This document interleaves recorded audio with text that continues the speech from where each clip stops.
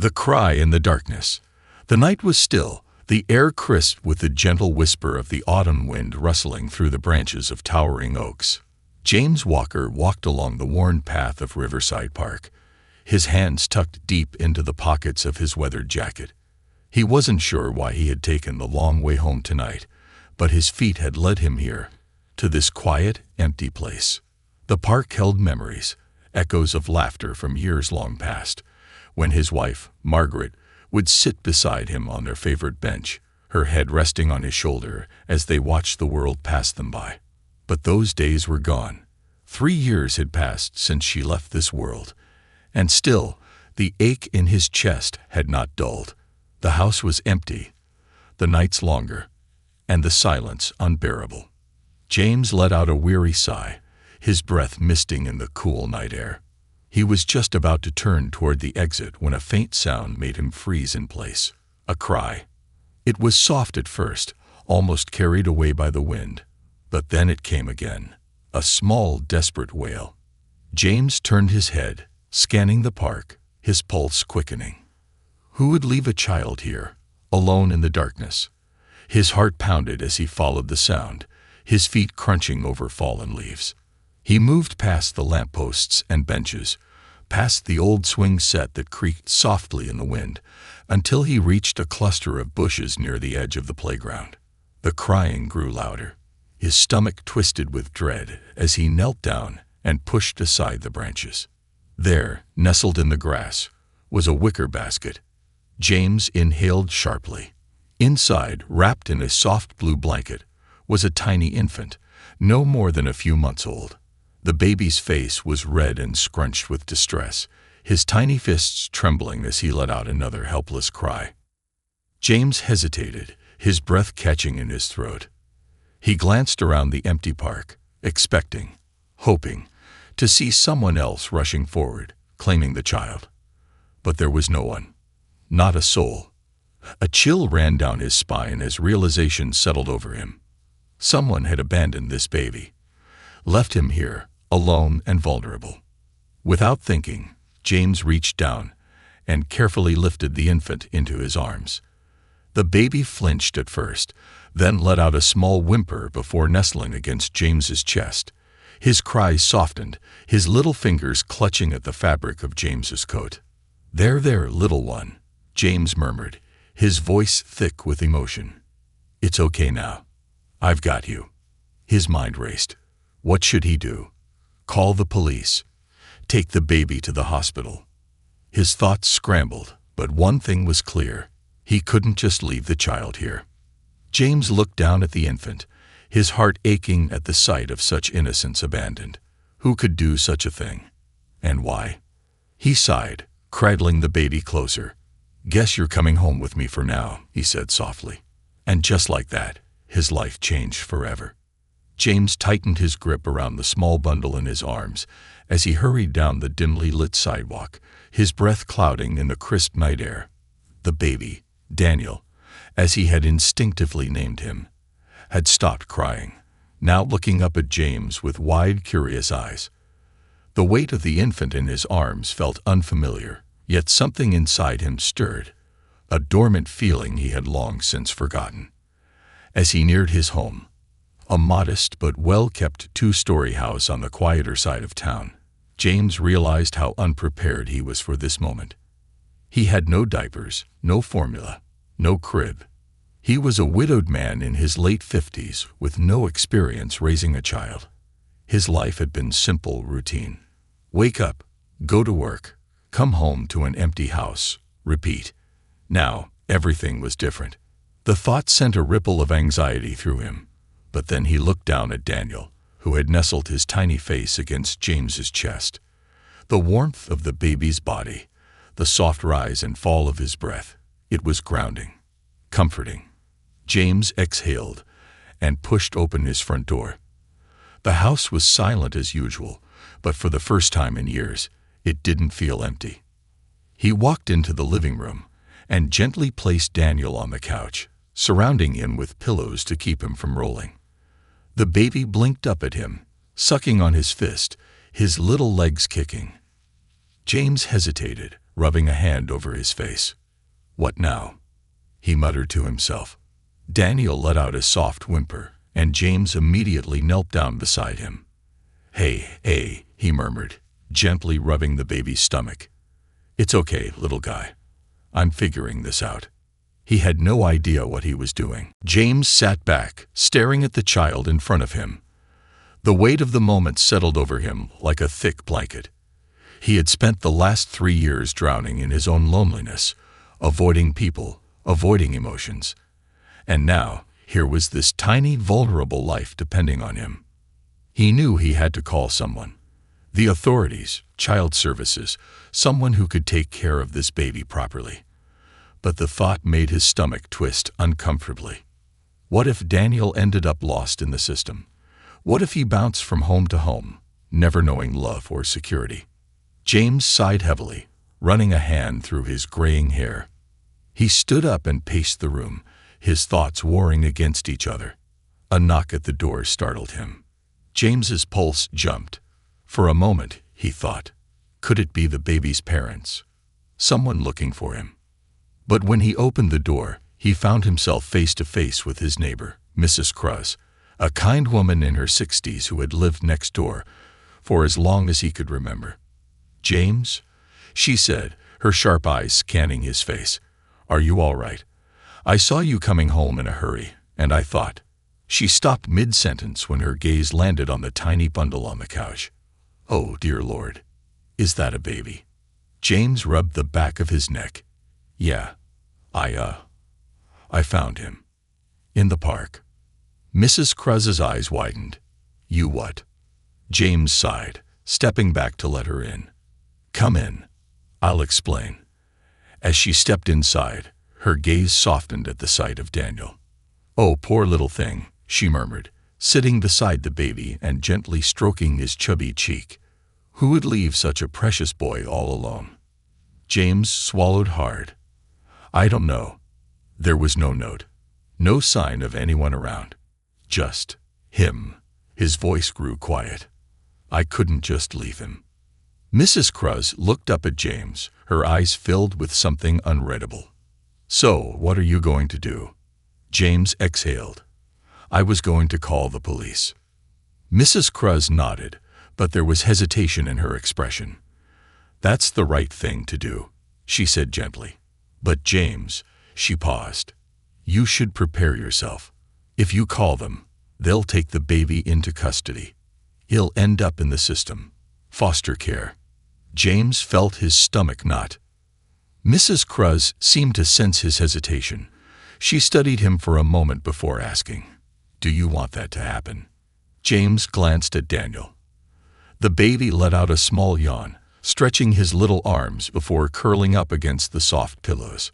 He had never wanted children, not because he didn't like them, but because life had simply never aligned that way. He and Margaret had tried, in the early years of their marriage, but fate had other plans. They had accepted it, built a beautiful life together regardless. But after she was gone, James had nothing left.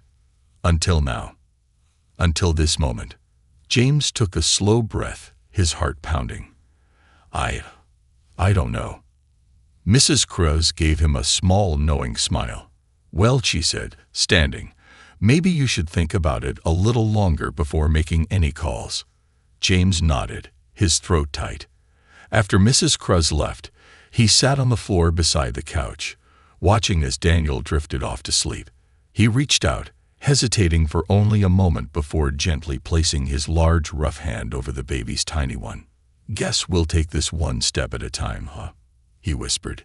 Daniel didn't answer, of course, but James could have sworn that in his sleep, the baby curled his tiny fingers around his. And in that moment, James made a decision, one that would change both of their lives forever. He wasn't going to let this child go. A home for Daniel. James woke up with a start, his body stiff from sleeping in the old recliner in his living room. The soft sound of movement brought him back to reality. Daniel, the baby he had found just hours ago, was stirring in the makeshift bed James had created on the couch.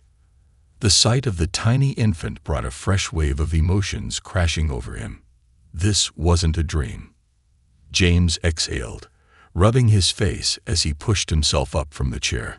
His body protested, his back ached, his legs felt stiff, but he ignored it. He had bigger concerns now.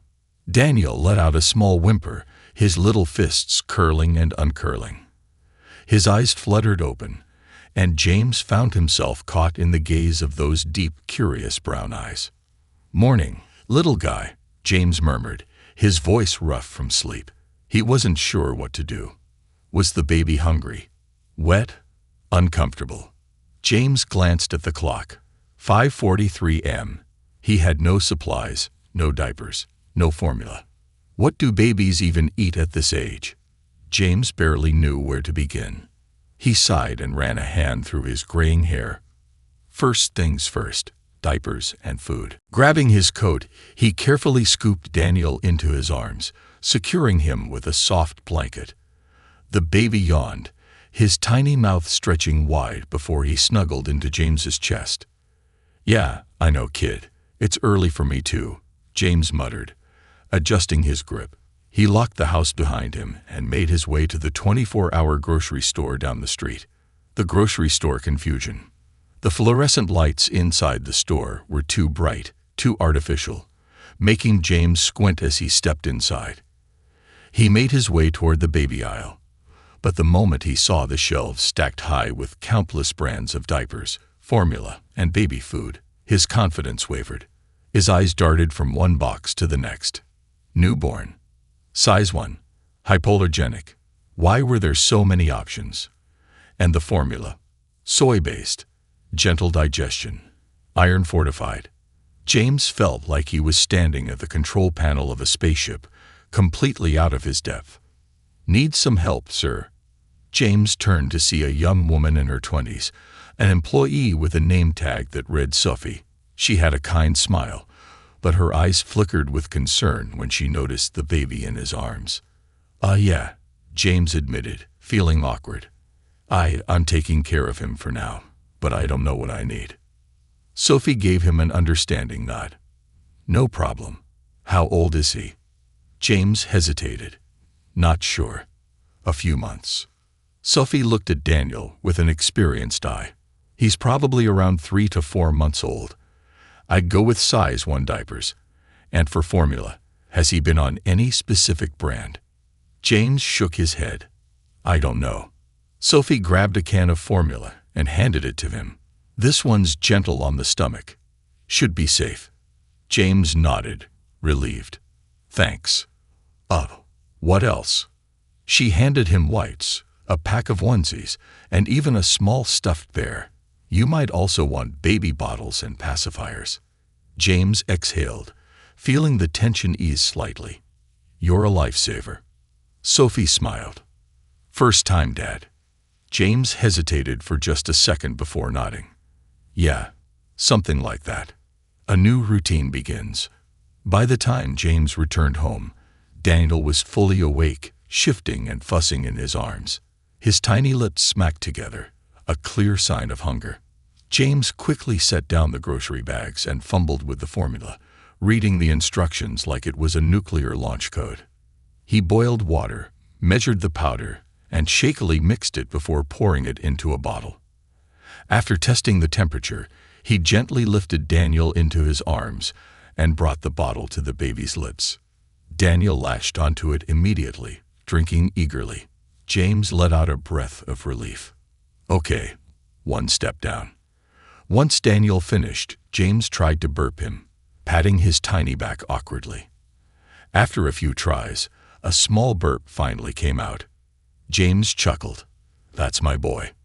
The baby's eyelids drooped as the warmth of the milk settled in his belly. James carefully laid him down in the nest of blankets on the couch. Within minutes, Daniel was asleep, his tiny chest rising and falling in peaceful rhythm. James sat back in the recliner, watching the baby. He hadn't realized just how exhausted he was until now. This wasn't a temporary situation anymore. He knew that. He didn't just find Daniel. Daniel had found him. And for the first time in years, James didn't feel alone. First challenges of parenthood. James quickly realized that taking care of a baby wasn't just about feeding and changing diapers. There were sleepless nights, constant guessing games about why Daniel was crying, and the occasional panic when something seemed off. One night, after 3 hours of near-constant wailing, James was pacing the living room, bouncing Daniel gently in his arms. "Come on, kid. Work with me here," he pleaded, rubbing the baby's back. Daniel continued crying, his tiny face scrunched up in distress. James groaned. He had tried everything: feeding, burping, checking the diaper. He was running on fumes. Finally, out of sheer desperation, James sat down in the rocking chair and began humming. It was an old tune, one Margaret used to sing while cooking dinner, a song he hadn't thought about in years. To his surprise, Daniel's cries quieted. James kept humming, rocking the baby gently. Within minutes, Daniel's tiny fingers loosened their grip on his shirt, his body going limp as sleep took over. James let out a deep breath, staring down at the small boy nestled in his arms.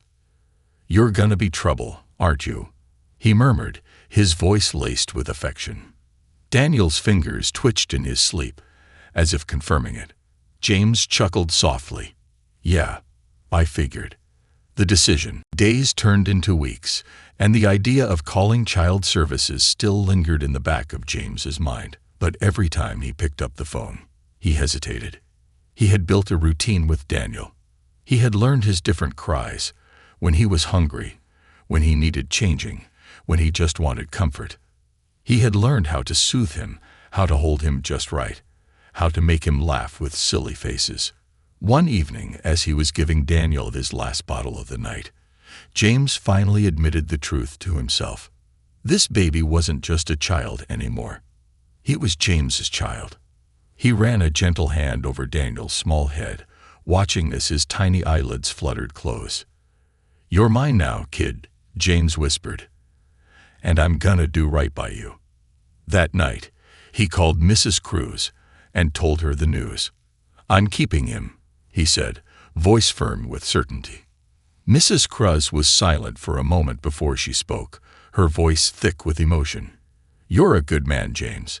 That boy is lucky to have you." James swallowed, staring down at the sleeping infant in his arms. "No," he said softly. "I think I'm the lucky one." A father's sacrifice. James had always been a man of routine. For years, his life followed a steady rhythm.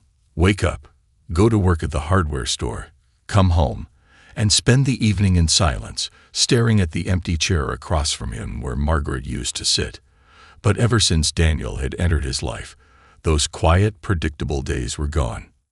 Now his mornings were filled with the sound of tiny cries demanding attention, followed by the chaos of changing diapers, preparing bottles, and trying to understand the needs of a baby who couldn't yet speak.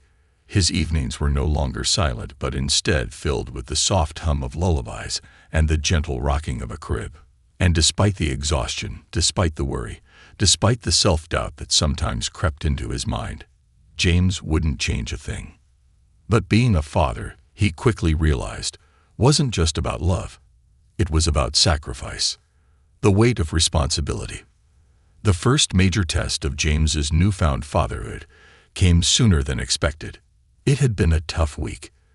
Daniel had caught a cold, his tiny nose stuffed up, his cries more pitiful than usual. James had spent 4 nights in a row pacing the living room, patting Daniel's back as the baby whimpered in discomfort.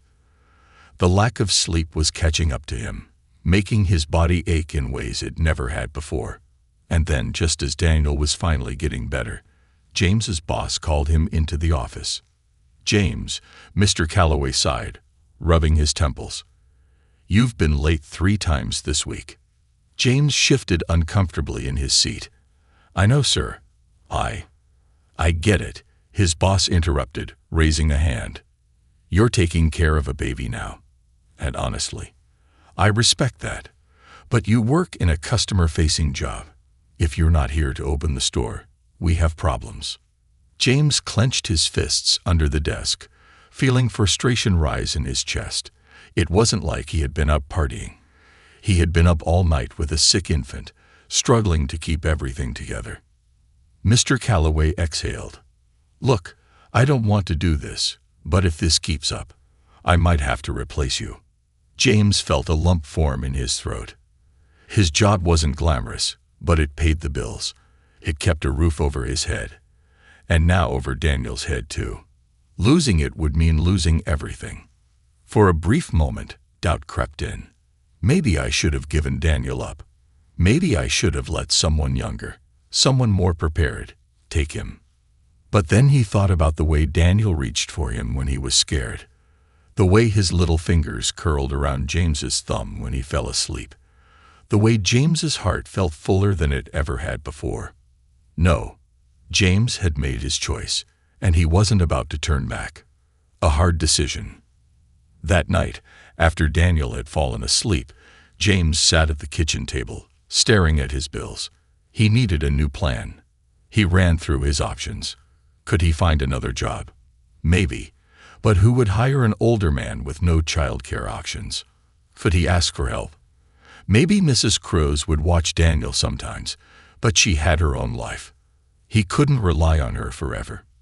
Then he saw it, the old truck parked outside his house. It had been his father's, passed down to him when James was young. He had kept it in good condition all these years, but now it might be the key to keeping Daniel fed. The next morning, James placed an ad online. Classic 1978 Ford F-150 for sale. Runs perfectly. Price negotiable. It hurt to do it. That truck was a piece of his past, but Daniel was his future. And for his son, James would sacrifice anything. A community steps in. James expected selling the truck to solve his problems, but life had other plans. A few days later, Mrs. Crows knocked on his door. She wasn't alone. Behind her stood several neighbors. Some James knew, some he had only ever exchanged small talk with at the grocery store. "James, we heard about your job situation," Mrs. Crows said, stepping inside. "And well, we think you shouldn't have to do this alone." James blinked. "What?" Mr. Thompson, the retired schoolteacher from 2 houses down, spoke up. "We've seen how much you love that boy. And we know times are tough, so we put together a little something to help." Mrs. Crows handed him an envelope. When James opened it, his breath caught in his throat. Inside was a collection of donations, money, grocery store gift cards, even a handwritten note offering free babysitting. James swallowed hard, feeling his throat tighten. I don't know what to say." "Say yes," Mrs. Crows smiled. "Say you'll accept the help." James looked down at Daniel, who was babbling happily in his bouncy seat, unaware of the struggles his father was facing. Then James looked at his neighbors, these people who had come together, who had seen him struggle and decided to do something about it. For the first time in a long time, he didn't feel alone. The long night, but fatherhood, he quickly learned, was full of unexpected battles. One night, just when James thought things were finally settling down, Daniel woke up screaming. Not crying, screaming. James bolted upright, his heart pounding. He rushed to the crib, scooping Daniel into his arms. The baby's tiny body was burning with fever. "Sha, it's okay," James whispered, rocking him. But nothing soothed him. Panic set in. James grabbed the thermometer. 102.5 degrees Fahrenheit. Too high. James didn't even stop to think. He grabbed the diaper bag, bundled Daniel in a blanket, and rushed out the door. The drive to the hospital felt like the longest of his life. Every minute that passed, Daniel's cries grew weaker, his little body too exhausted to fight. James's hands were shaking as he carried Daniel into the emergency room. "Please," he gasped to the nurse at the front desk. "He's burning up." They rushed Daniel into an examination room. James could only stand there, helpless, as the doctors worked. What if I lose him? The thought slammed into him like a train. What if I wasn't meant to be his father? An hour passed. Then 2. James sat in the chair outside the room, his head in his hands, praying to a God he hadn't spoken to in years. Finally, the doctor came out. "He's going to be okay," she said with a reassuring smile. "It was a viral fever, but we've got his temperature down. He just needs rest." James exhaled shakily. His legs felt weak as relief washed over him. When he was finally allowed inside, he saw Daniel lying in the crib, his tiny chest rising and falling peacefully. James sat beside him, gripping his small hand. "I thought I lost you," he whispered. Daniel stirred, his tiny fingers curling around James. And in that moment, James knew he would go through 1,000 sleepless nights, 1,000 sacrifices, just to keep this little boy safe. He wasn't just raising Daniel. He was Daniel's father. And nothing would ever change that. A name of his own. The morning sunlight poured through the living room window, casting a golden glow across the small, cozy space that James now called home with Daniel. The past few months had been a whirlwind of sleepless nights, early mornings, and a steep learning curve filled with diaper changes, late-night fevers, and endless lullabies. But as James sat on the floor with Daniel, watching the baby giggle as he clutched a stuffed bear in his chubby hands, he realized something. Daniel was no longer just the baby he found. He was his son.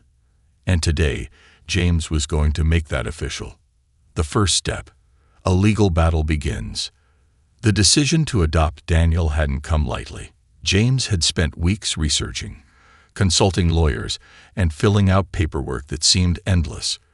But with every signature, every legal form, he felt the weight of responsibility settling more firmly onto his shoulders.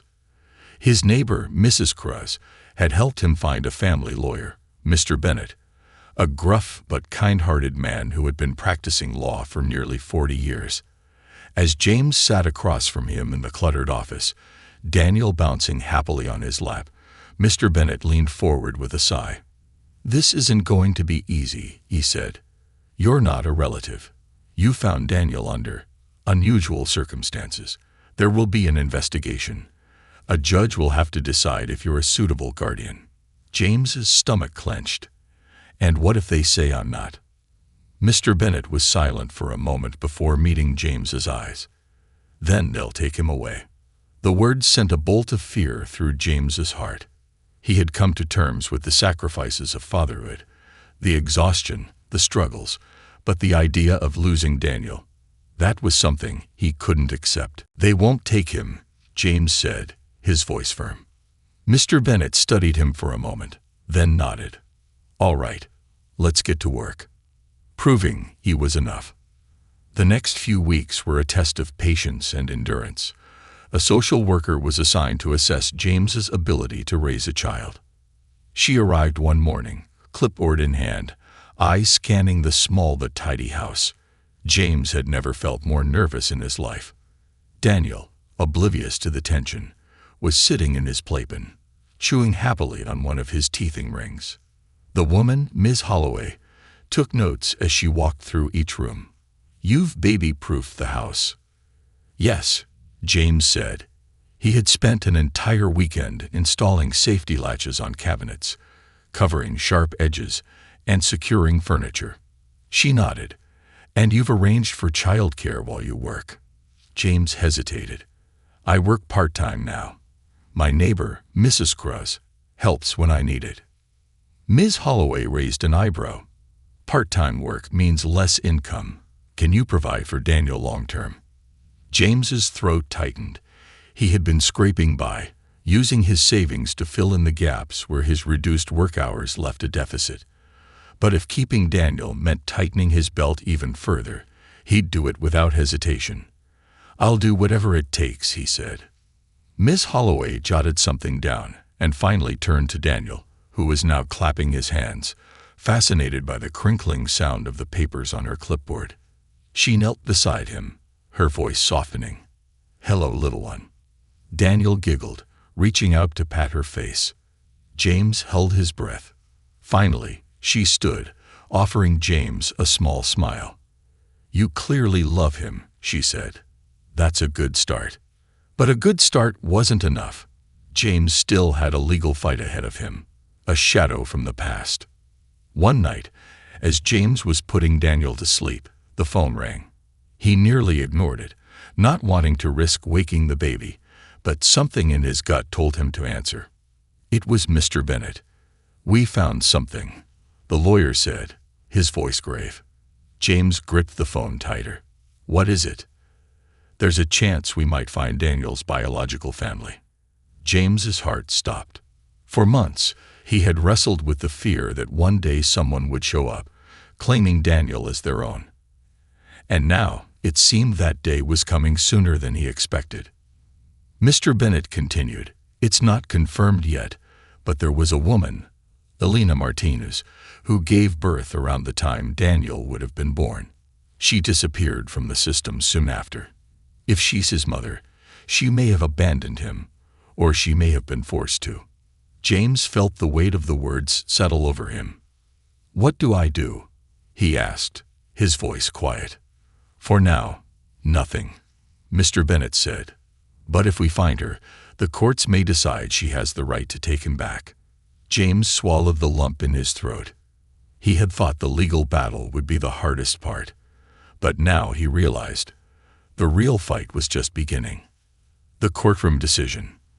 The adoption hearing came faster than James was ready for. He sat in the courtroom, his hands clasped together, trying to steady his nerves. Across from him, Ms. Holloway and a state attorney presented their findings. The judge, an older woman with tired eyes, peered down at James. "Mr. Walker, you are aware that you found this child under illegal circumstances. That failing to report him immediately could have led to criminal charges." James nodded. "I know, Your Honor, but I wasn't thinking about laws. I was thinking about the baby. He was alone, abandoned. I couldn't just walk away." The judge studied him. "And yet, despite no biological connection, you want to adopt him." James's voice didn't waver. "He is my son." The courtroom was silent. The judge turned to Ms. Holloway. "Does the social worker have any concerns about Mr. Walker's ability to parent?" Ms. Holloway hesitated. "He's an older single parent. He struggles financially. But I've seen how he is with Daniel. That child is happy, healthy, and deeply loved." The judge nodded slowly, then turned to James. "Final question, Mr. Walker. If Daniel's biological mother comes forward, are you prepared to let him go?" James's heart clenched. No, not ever. But he also knew that this wasn't just about what he wanted. It was about what was best for Daniel. James took a breath. "If it's truly best for him, I would never keep him from his real mother." The judge watched him for a long moment. Then she picked up her gavel. "In that case, I grant Mr. Walker legal custody of Daniel, pending final adoption paperwork." The sound of the gavel echoed in James's ears. It was done. Daniel was his. For real. For good. James felt the tears come before he could stop them. He turned to Daniel, who sat in Mrs. Cruz's lap, blissfully unaware of the life-changing moment that had just occurred. James reached for him, pulling the child into his arms. "We did it, little man," he whispered, pressing a kiss to Daniel's forehead. "You've got a home now. For good." Daniel giggled, clutching at James's shirt. And in that moment, James knew they had won. A name of his own. James sat in his car, gripping the steering wheel with white-knuckled intensity, unable to process the words he had just heard. "I grant Mr. Walker legal custody of Daniel, pending final adoption paperwork." He had done it. He had won. Daniel was his son, not just in the way James had always felt, but now, in the eyes of the law. The thought made his chest tighten with emotion, a lump forming in his throat that he barely managed to swallow. The ride home was quiet, except for Daniel's occasional babbling in the backseat. He kicked his tiny legs, completely unaware of the gravity of what had just happened. James parked in his driveway, taking a long breath before stepping out and unbuckling Daniel from the car seat. As soon as he lifted the baby into his arms, Daniel let out a gurgling laugh and reached for James's beard, tugging at it with chubby fingers. James chuckled softly. "You've got no idea what today means, do you, kid?" he murmured. "Guess that's for the best." Walking into the house, he was greeted by an unexpected sight. Mrs. Cruz and a few neighbors waiting inside, balloons tied to the kitchen chairs, a small cake sitting on the counter. Surprise! Mrs. Cruz beamed, stepping forward to give James a tight hug. "We had to celebrate." James blinked, caught off guard. He had been so wrapped up in the anxiety of the court case that he hadn't thought about what came after. I don't know what to say," James admitted, looking around the house. "Say you'll have some cake," Mr. Thompson from next door said, chuckling. "We all know you could use a slice after today." James glanced down at Daniel, who was watching the decorations with wide, fascinated eyes. His son. With a deep breath, James nodded. Yeah, okay. Let's celebrate. A name that means forever." The party was small but warm, filled with the people who had supported James from the beginning. Mrs. Cruz held Daniel for most of the evening, cooing at him and telling stories about how James had been a nervous wreck when he first found him. James just smiled, letting it all sink in. But there was one more thing left to do. After the guests left and the house fell quiet again, James sat in his armchair, Daniel nestled in his lap. He glanced at the adoption paperwork on the coffee table. His name was there, bold and final. James Walker, legal guardian of Daniel Unknown. Unknown. That didn't sit right. James stared down at the baby in his arms, brushing a hand over his soft curls. "You need a real name, kid," he murmured. "Something that's yours." Daniel gurgled in response, stuffing his fingers into his mouth. James chuckled but grew serious.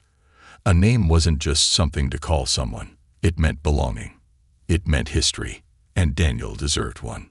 He thought about Margaret, about the family that they had dreamed of having.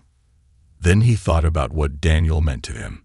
A fresh start, a second chance, a purpose.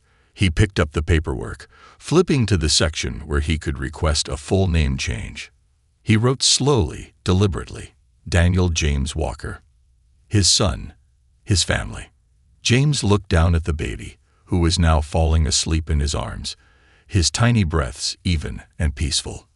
"Welcome home, Daniel James Walker," he whispered, his voice thick with emotion. And for the first time in years, James felt whole. The letter that changed everything. A new normal. The days that followed Daniel's official adoption were the happiest James had known in years. His once quiet house was now filled with the sounds of laughter, babbling, and the occasional wailing when Daniel decided he didn't want to sleep. The rocking chair that had sat unused in the corner of the living room was now the most worn piece of furniture in the house. And James, he had never been busier or more fulfilled. His days began early, waking to Daniel's excited morning battles from his crib. Mornings were a routine of diaper changes, feedings, and lately, Daniel's insistence on throwing half of his oatmeal on the floor. "You're lucky you're cute, kid," James muttered one morning, wiping a glob of oatmeal from his shirt while Daniel giggled in his high chair. After breakfast, James would drop Daniel off at Mrs. Cruz's house while he went to work. He had found a way to balance his job and fatherhood, picking up extra hours where he could while ensuring he was home in time for bedtime stories. It was a routine that worked. A good routine. But as James had learned time and time again, life had a way of throwing surprises his way. And this time, it came in the form of an envelope. A ghost from the past. It arrived on an ordinary Tuesday. James had just come home from work, Daniel bouncing excitedly in his playpen. He was sorting through his mail, mostly bills and advertisements, when he saw it. A plain white envelope, no return address. The handwriting on the front was unfamiliar, but something about it made James's stomach tighten. Frowning, he opened it, and as he read the first line, his breath caught in his throat. "Dear Mr. Walker, you don't know me, but I know about you. I know that you found my son." James's hands trembled as he gripped the letter. His heart pounded so hard he could hear it in his ears. "My name is Elena Martinez, and I am Daniel's mother." The words blurred as James reread them, disbelief washing over him in waves. Daniel's mother. His mind raced. He had spent months worrying about this moment, wondering if Daniel's birth parents would show up. And now, here it was, in black ink on a simple piece of paper. His worst fear. But as he continued reading, a different emotion began to creep in. Because Elena Martinez wasn't demanding her son back. She was begging for forgiveness. The truth behind the abandonment. James sat heavily in his chair, his eyes scanning the rest of the letter. "I never wanted to leave him. I need you to know that. I was young, alone, and running from a man who would have hurt both of us. I thought I was keeping him safe by leaving him where someone kind might find him. I never stopped thinking about him." James let out a slow breath, gripping the edge of the table. Daniel's mother hadn't abandoned him out of cruelty or neglect. She had been running for her life. I searched for him for months, but by the time I worked up the courage to go to the authorities, they told me he had been placed in the system. I was too late. And then I saw your name in the court records. James swallowed hard. "I don't want to disrupt his life," the letter continued. "I don't deserve that. But if you'll allow it, I would love to meet him. Just once. To know that he's safe. To see the boy he's becoming." James sat back, running a hand over his face. His first instinct was no. Daniel was his son. He had raised him, fought for him, sacrificed everything for him. The thought of bringing in someone from Daniel's past, especially someone who had left him, made James feel protective in a way he hadn't felt before. But at the same time, how could he ignore this? Could he really deny a mother the chance to see her son? Could he deny Daniel the chance to know where he came from? James exhaled, staring down at the letter.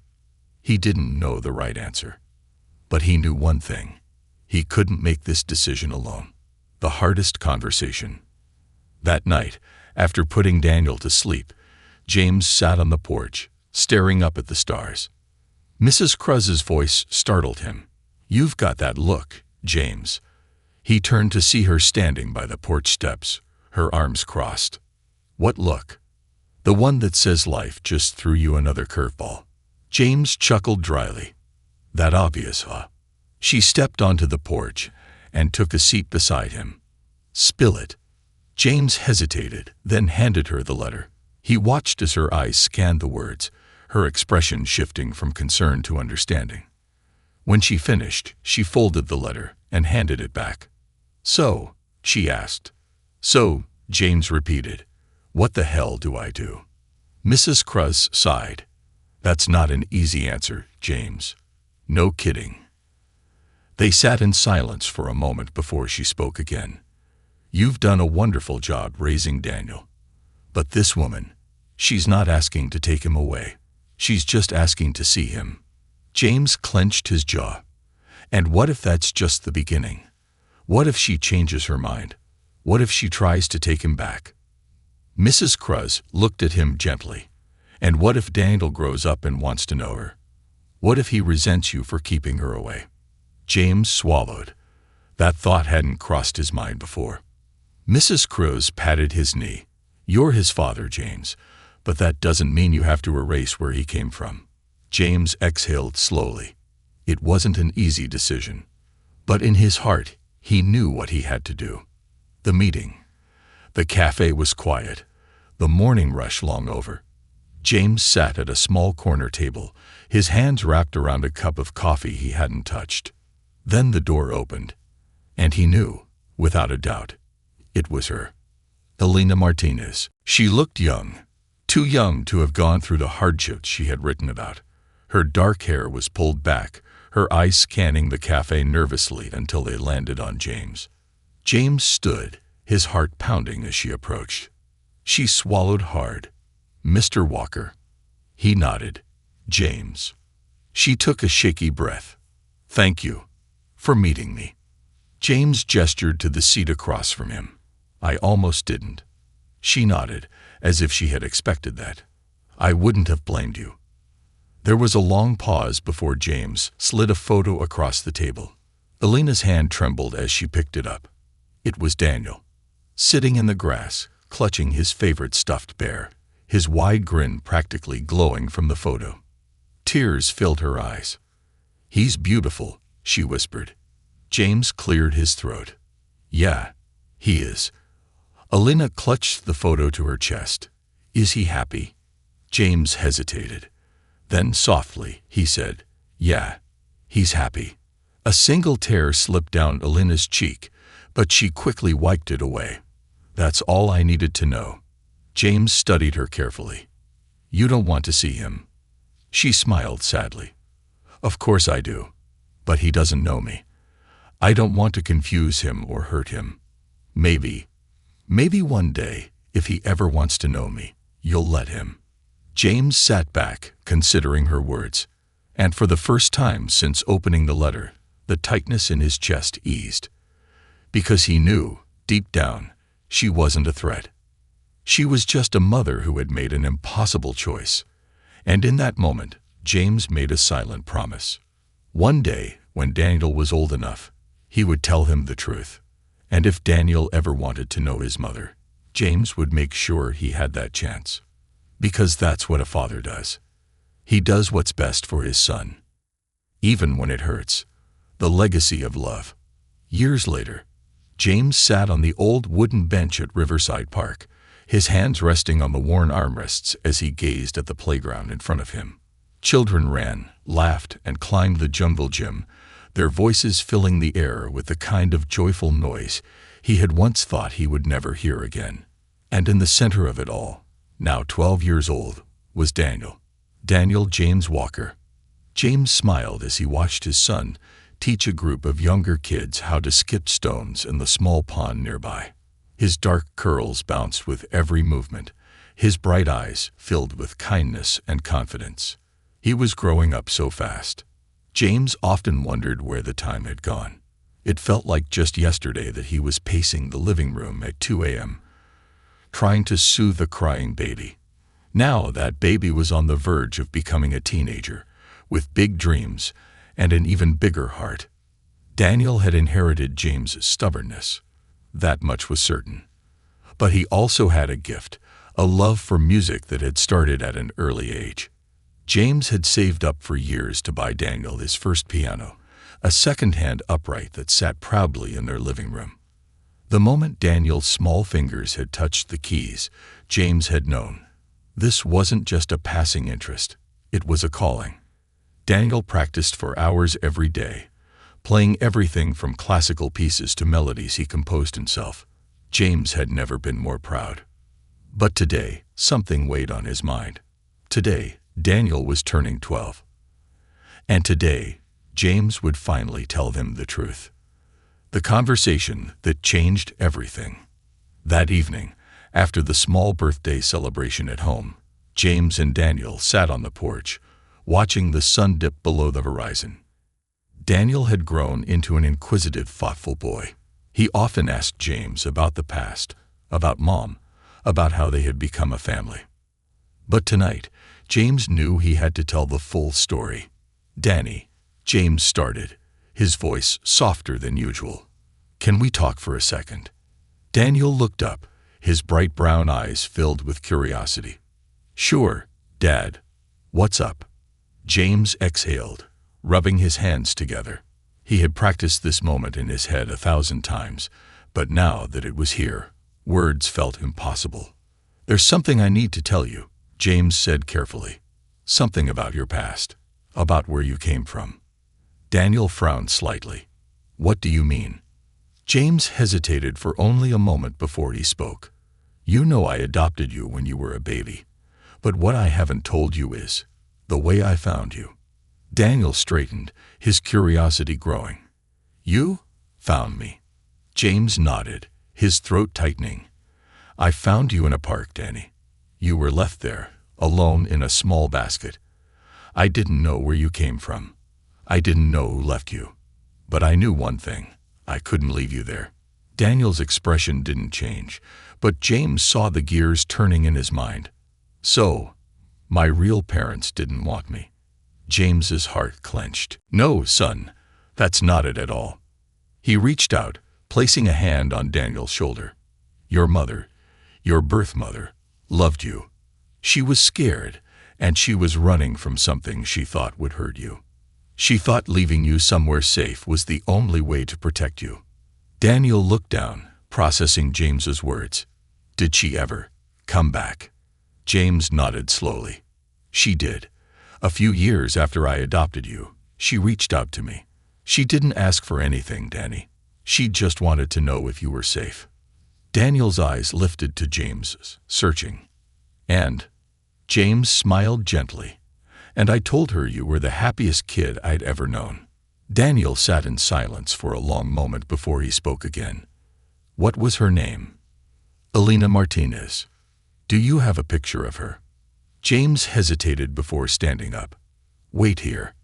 He walked inside, opening the small wooden box he kept in his bedroom. Inside was an old envelope, slightly worn from the years. He pulled out a single photograph and returned to the porch, handing it to Daniel. This was taken the day we met, James said softly. Daniel stared at the picture, a young woman with dark curls and warm, familiar eyes. His eyes. She looks like me, Daniel murmured. James nodded. She does. Daniel traced the edges of the photo. Did she ever say if she wanted to see me? James took a deep breath. She said that if you ever wanted to meet her, I'd help make it happen. Daniel's fingers tightened on the picture, but he didn't look up. Finally, after a long pause, he whispered, Can I think about it? James felt a lump rise in his throat. He reached out, gently ruffling Daniel's hair. Of course, son. Take all the time you need. A promise kept. Months passed before Daniel brought up the topic again. One evening, while practicing the piano, he stopped mid-song and turned to James. Dad? James, who had been reading on the couch, looked up. Yeah, bud. Daniel hesitated. I want to meet her. James closed his book, his heart pounding. Are you sure? Daniel nodded. I don't know what I'll say, or if I'll even like her, but I need to know. James smiled, pride swelling in his chest. All right, Danny, we'll set it up. And he did. The meeting took place in a small cafe, just like the first time James had met Elena. She sat at the same table, nervously twisting a napkin in her hands. Then the door opened, and Daniel walked in. James stayed near the entrance, giving them space.